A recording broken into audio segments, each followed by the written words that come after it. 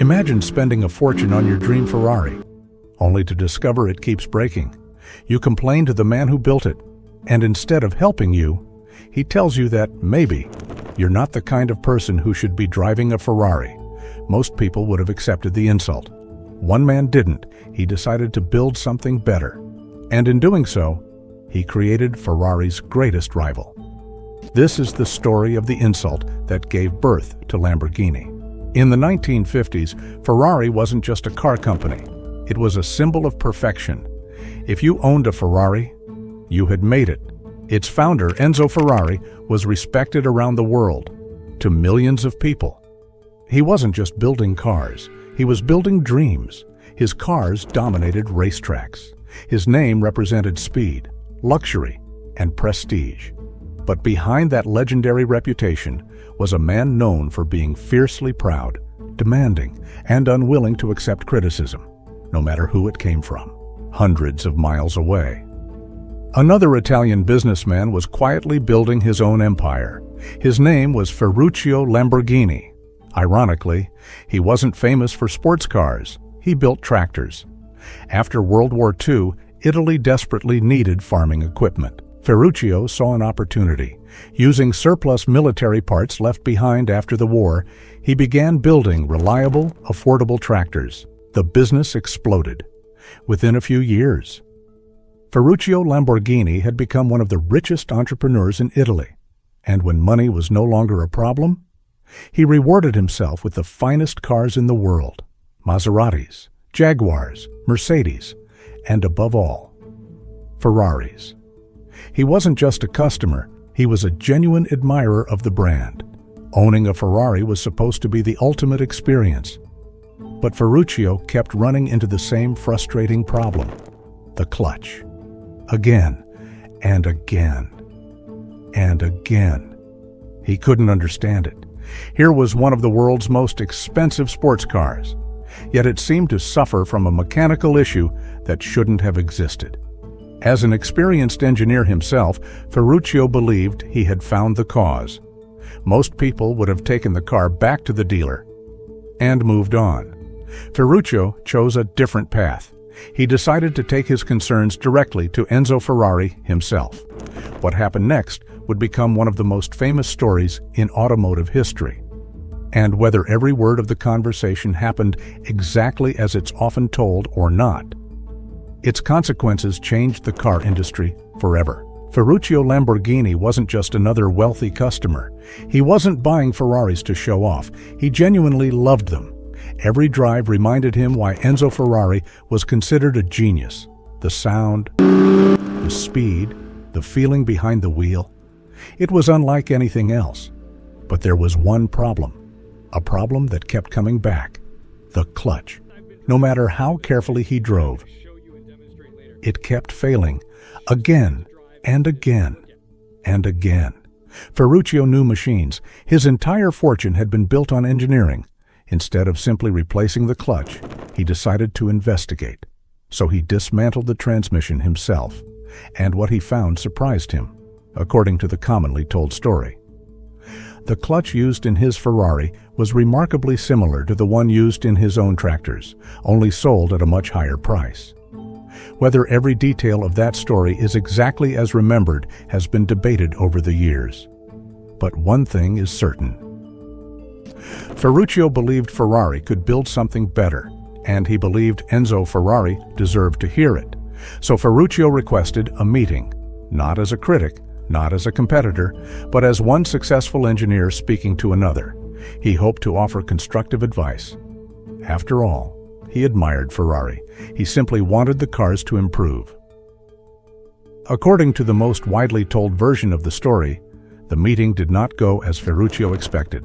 Instead of listening, Enzo Ferrari dismissed his criticism.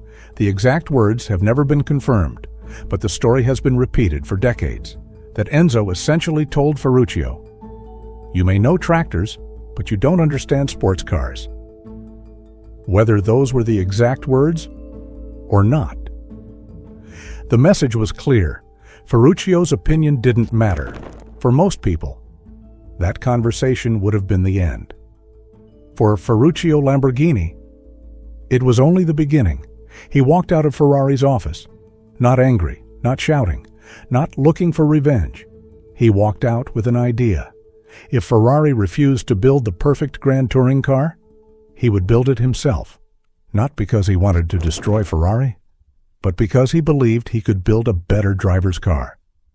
And unlike almost everyone else, he had the money, the factories, and the engineering knowledge to actually do it. There was just one problem. Ferruccio Lamborghini had never built a sports car, not one.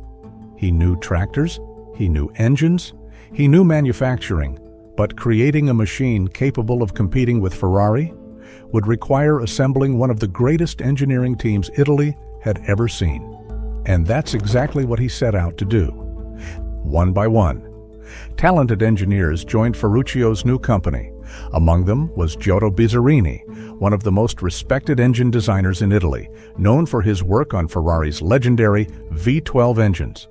Ferruccio gave him one simple instruction: build me the best engine you possibly can. No compromises, no budget limits, no shortcuts. Bizzarini accepted the challenge. What he created was extraordinary. A high-revving V12 engine designed to compete with the very best Ferrari had ever built. It wasn't just powerful, it was beautiful. An engine that looked as impressive as it sounded.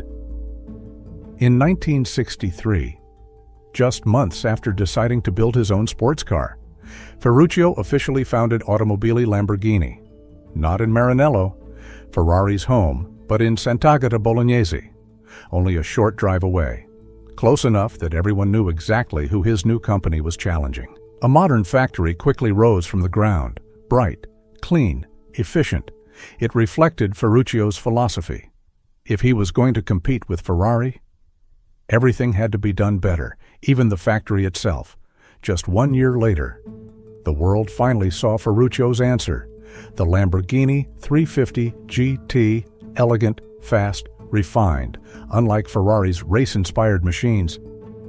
The 350 GT was designed to be driven comfortably on real roads. It combined performance with reliability, something Ferruccio believed Ferrari had neglected. Critics were stunned. This wasn't a rich man's hobby project. It was a genuine competitor. Lamborghini had officially arrived.